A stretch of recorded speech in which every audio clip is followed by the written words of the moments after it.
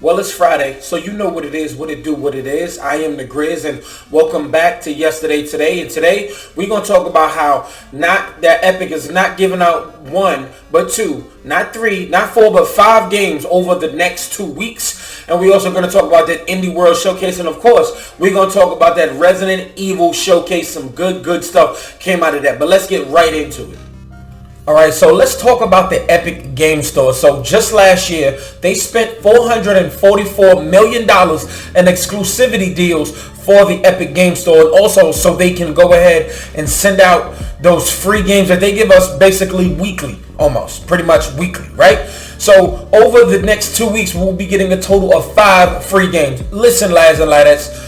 If you own a PC, and whether you feel, oh, I like Steam, I don't like the Epic Game Store, nonsense, okay? There is absolutely no reason that you shouldn't like free games. So if you have a PC powerful enough to play most games, and you have the Epic Game Store, come on, man, let's be real here. Go ahead and get those free games. That SNK collection was on there for forever.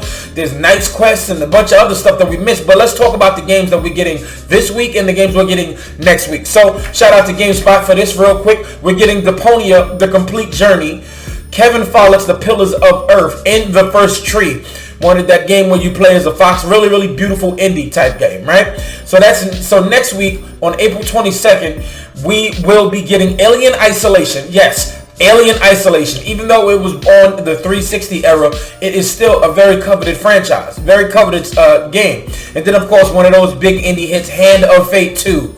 So that's actually very interesting. Listen, download these games. They're free. Literally. You make an Epic Game Store account, you download the games for free. There is literally no catch. If you've been downloading it as they've been giving this stuff away from jump, you should have quite the catalog. Seriously, get up on it. Alright, lads and ladders, so 2 days ago that Indie World Showcase happened. It's basically a Nintendo Direct for indies, and now I'm just going to be 100%, I'm going to keep it funky with y'all, right? I'm not going to go through every game in depth. I'm just going to stop at every game that really captured my eye, but I'm going to give you a bit of a synopsis on each game that we go over, right? So we're going to start off with, and this is the shout out to the breakdown from Eurogamer, okay? So Road 96, it's done by DigiX Art, the developer behind acclaimed World 1 narrative Adventure 11-11 Memories Retold, is bringing its striking procedural road trip adventure Road 96 to the Switch later this year. Now it's basically one of those story-driven games, and you make choices, and every time you make choices it affects everything, and literally every time you cut the game on it's going to be different depending on all your choices, and that's pretty cool. And then of course now you have Aerial Knights Never Yield. Now this is basically a parkour game, and it's also one of those endless runners, but I'll just give you a quick breakdown. Aerial Knights Never Yield is a parkour-infused 3D runner set in an eye-catching futuristic Tokyo into a dope-tastic soundtrack by Detroit artist Daname Sama that's heading to Switch on May 19th with an eShop demo available right now. And of course, this is absolutely available. I'm being honest with you. I've always kept it real with you. I'm supporting everybody black. The developers are black. So I'm definitely probably going to get into this. Now, you want to talk about how dope the soundtrack is? I've heard some of it already just straight from the trailer. I'm definitely interested in the game. Not just visuals, but because aesthetically the music and everything goes together. So I'm really excited about this one. So let's go down to the next one here.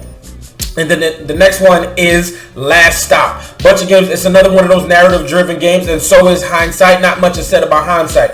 Now, what I do want to talk about is OlliOlli World. Now, have you heard of OlliOlli 1 and OlliOlli 2? That was on the PS Vita. It's on the Switch and all the other consoles. It's one of those 2D side-scrolling skateboarding games. But now, the fact that they put the art style in a more of a 3D vision style, but it's still keeping a 2D style. You can go down different paths and everything like that to even do side quests. Now, I've only played some of OlliOlli 1 and OlliOlli 2, but those are very good games. I love skateboard games, even though I very much suck at them, but this game absolutely looks actually amazing. It seems like to be the ultimate game to be playing on the go.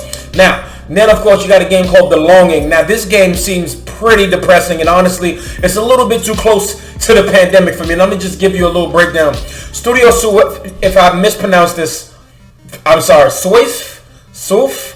Fascinatingly Lonely Adventure The Longing is out now on Switch. Drop. Just like I said, it was going to be a shadow drop. This one casts players as Shade and sets them loose in the caverns of vast underground kingdom, finding ways to pass the time as they wait 400 days for their king to awaken in real time. In real time, literally 400 days. So it's going to take people 400 days to finish this game. And it's actually it sounds depressing given the fact that we are in the middle of a pandemic and we have been stuck in our homes. You know, this is a little bit of freedom, of course, but we have been locked in our homes, confined to our homes for basically over a year now, and it's absolutely insane. And there is a game called There Is No Game, Rogue Dimension, where it's a plethora of different styles and different types of games. And then, of course, here's what really excites me, is that they got a trailer and it's coming to Nintendo Switch, Teenage Mutant Ninja Turtles Shredder's Revenge, which looks just like its Super Nintendo and Nintendo counterparts, but it also has some upgrades and stuff like that. I'm ecstatic about this because, one, if you know me, you know I love the side-scrolling beat-em-ups. I was super huge on Streets of Rage 4. And speaking of Streets of Rage 4, Dotemu, the same people that published Streets of Rage 4, is publishing this game, and this game comes out later this year. So, I mean, if you remember all of the Super Nintendo and even the hard Nintendo version of these Ninja Turtle games, it was all good. You know, I just can't wait to play this and see, you know, all of the good stuff that they modernized.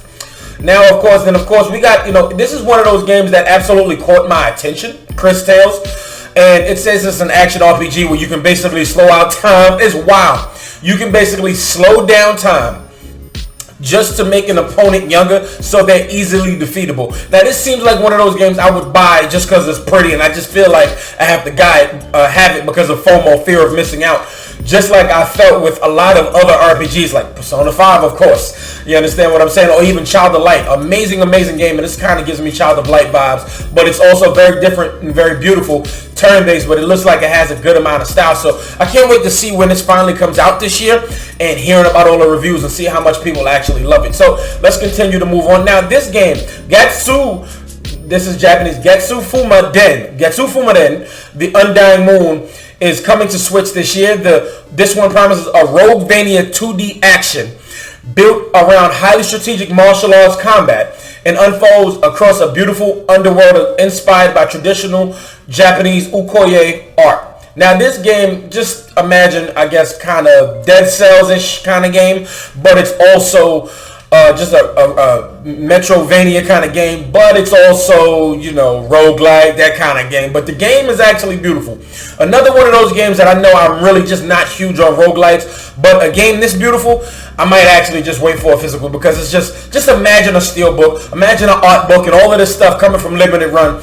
I would definitely love to play this game, just like I still haven't even played Hades, which I do feel like I definitely will get to pretty soon. They got a physical version on Switch, but this game looks absolutely amazing. Now I want to talk about Aztec the Forgotten Gods. Now, I've actually been very excited about this. This is probably the most hyped game that I saw in this Indie World Showcase. It's called Aztec the Forgotten Gods, and it's developed by Lienzo. It's a 3D action adventure that tells the story of Ashley, I think it's pronounced Ashley, a young Aztec woman on a quest that pits her against colossal ancient deities, is due to arrive on Nintendo Switch later this year. And just look at this game. Now, I absolutely love a good 3D action game, and we always playing stuff in Norse mythology, you know, the Vikings, we got Japanese mythology, and we even have Greek mythology, but why not Aztecs? I like to see it, I love to see it, and I can't wait to see what this plays. It's looking like a Aztec God of War style game, you know. Hey, whatever, it looks like it's bringing the flair and bringing the love to the Nintendo Switch. And then now we're gonna move down, and this, of course, Skull the Hero Slayer. It's developed by Southpaw Games and is described as an action-packed roguelike 2D platformer for ages. And basically you play as a Skull where he just basically switches heads and he gets different abilities. There's a game called Art of Rally where it's a top-down kind of isometric driving and racing game, and you know, doing a lot of drifting and stuff like that. Kiwi, a chaotic postal puzzler, which is kind of then you have Labyrinth City, developer DeJarling's adaptation of children's book series Pierre the Maze Detective, which sounds very familiar to me, is due this spring, sending Slayers on a players on a puzzle-strewn adventure across a gorgeous, hand-drawn city in a bid to recover the mysterious maze stone. Weaving Tides, developed by the Follow of the Feathers, unfolds across an immense textile landscape replete with Zelda-like dungeons. Exploration and puzzling are the order of the day here, with players needed to repay the nifty weaving ability of their flying mounts to progress, and it's coming out this May. Now here is a game that absolutely surprised me, right? So I definitely want to talk about the fact that there is a House of the Dead game coming out. Yes, they're completely remaking it, and it looks fine. Now I'm wondering if they're gonna make guns for the Switch. They kind of do. They had the paper one with the Labo kind of joint, but if they're gonna make something very separately for the Nintendo Switch, or they're just gonna make us use our Joy-Con and just point it out, whatever. Either way you see it, depending on how much this costs, I just might be down to have some, some relatives over to play this around. Ender Lilies, Quietus of the Nights, and it's a dark fantasy Metroidvania fairy tale game. And then you have Beasts of Marvella Island. Budding wildlife photographers can embark on an adventure across a magical ecosystem full of extraordinary creatures in Beasts of Marvella Island from Banana Bird Studios. Now, and then of course they have Fez. It came out years ago, like 8 years ago, on the Xbox 360. Now it is officially available. Another shadow drop on the Nintendo Switch. And then of course the big indie thing that they closed out was Oxenfree 2, the sequel to a very critically acclaimed narrative-driven indie adventure. And I'm very happy about all of this. It's good to see all of the indie world, and I really can't wait to see Aztec come out. That looks really fun. Let me know what you think about all this. What's your favorite down in the comments below. Alright, so let's get into that Resident Evil showcase from yesterday. And well, I got a chance to see some more of Resident Evil 8, and yes, I will give credit where it's due. The game absolutely looks awesome. The fact that you're in the castle, you're in the woods, and you're fighting stuff it seems cool. Right now, I'm kind of just on the fence of Resident Evil. Right, I only beat Resident Evil 5. Right, and that's just the Resident Evil where a lot of people just wasn't a fan of. It just wasn't as scary. It was too much action and stuff like that. I was still kind of afraid playing that. I played some of Resident Evil 4, did not finish it. I went to play Resident Evil 6, which is way more hated than Resident Evil 5, but I just used Wesker's son, which basically looks like Eminem or the same dude who was and he draws me a blank from Days Gone. Sam Witwer, my boy Sam Witwer, when he played the apprentice in the Star Wars. And it's just like, this is basically who dude looks. And I don't even think it's the same actor. I think it's a completely different actor. And so, but I'm I'm a fan of the Resident Evil franchise, not the movies. Not the movies. I don't want that to go. But we're going to get into, speaking of the movies, we're going to talk about that more. But IGN gave us a nice little breakdown of everything that was revealed. But let's start off with the fact that there is a Resident Evil 4 VR game coming out. There's a VR version of Resident Evil 4. But it's only coming to Oculus Quest because they helped develop it, and so did Armature. This is fire. Right? We got Resident Evil 7 already on VR, and everybody loved it. It was extra terrifying, right? Now you're gonna go back, and everybody's like, oh, are they remaking Resident Evil 4? Well, this might tide us over, even if they are making a Resident Evil 4, and you have an Oculus, which is about $250, I want to say. Go ahead and dig into this, and let everybody know that you are playing it on Facebook. But then they announced that there is another demo coming out, and it's pretty confusing. It's all over, but they're giving exclusivity to PlayStation 5 owners first, and we will be able to, I'm proudly one of those owners, we will be able to play it this week. If you're in North America, May 1st at 5 p.m. Pacific time, and that is about 8 o'clock Eastern time to May 2nd, 5 p.m. Pacific time, which is once again 8 p.m. And then here it is in other regions in Europe, May 2nd, 2 a.m. CEST to May 3rd, 2 a.m. CEST. Asia, May 2nd, 8 a.m. HKT to May 3rd, 8 a.m. HK. Now, you're going to get a chance to you can go into the woods, you can go into the forest, or you can go into the castle, but they only give you about a half an hour each area if you want to go, or you want to spend an hour, to my knowledge, in one area. That is definitely fine. Now, then you have a village. The village demo will come out April 17th at 5 p.m. Pacific time, which is once again 8 a.m. And it will be up till April 18th, 1 a.m. Pacific time, which is 4 a.m. Eastern time. Europe, April 18th, 7 p.m. CEST to April 19th, 3 a.m. CEST. Asia, April 18th, 5 p.m. HKT to April 19th. 1 a.m. HKT. Now, if you want the castle demo, that will be back out on April 24th, 5 p.m. Pacific time, which is once again 8 a.m. Eastern time. April 25th, 1 a.m. Pacific time, which is once again 4 a.m. Eastern time. Europe, April 25th, 7 p.m. CEST, April 26th, 3 a.m. Asia, April 25th, 5 p.m. to April 26th, 1 a.m. And then they really gave us a better look at the game, and it looks really good. I can't front. I'm almost tempted to play the game, but honestly, my anxiety, and I'm just straight up too terrified. I'm a little too soft about it, you know what I'm saying? But I definitely love to watch it get unfold. But then they definitely reintroduced mercenaries mode, right?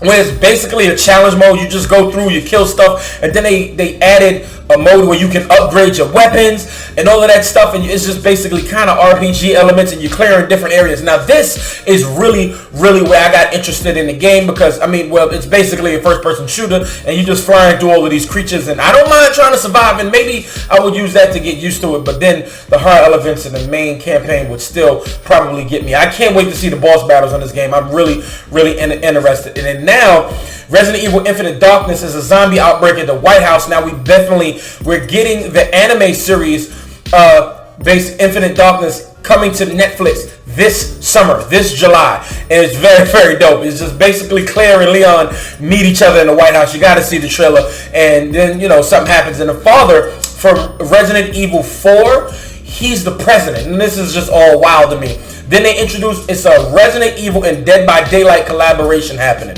Now for Dead by Daylight 2 to just be, maybe in the view, they still supporting Dead by Daylight 1. You gotta give them credit where credit is due. I'm actually very excited to see it. Like I said, see it, not play it, because I'm too soft to play these types of games. But I'm really excited about all of this. It's just, this Resident Evil craze is getting me really excited, and I can't wait to see what the internet says about it. One thing I will say, if I'm getting access to these demos, I will definitely stream it. Just so y'all can see why I'm really just not too big on these hard games. But I will give it a try. I tried to stream Resident Evil 2. I tried to stream Resident Evil 7 at one point. So, yeah, that's just really why I'm not going to get into it. But that demo, though, I will definitely be streaming that. It's only about half an hour to an hour. Alright, lads and laddies, this is the last one for the week. Hope you're ready for a great weekend. Still going to be playing some Outriders this weekend, and didn't really figure out the stream. But once I figure it out, I will definitely be back on my streams on Tuesdays and Thursdays. But thank you so much for tuning in and listening for this extra long video. But hit that like button if you haven't already. If not, hit the dislike. It's all good. If you're new here, hit that red subscribe button and turn on all those notifications so you know when your boy is posted. Just to let you know, once again, Monday, Wednesday, and Friday is when I post. Tuesday and Thursday is when I stream. But for now, this video is finito.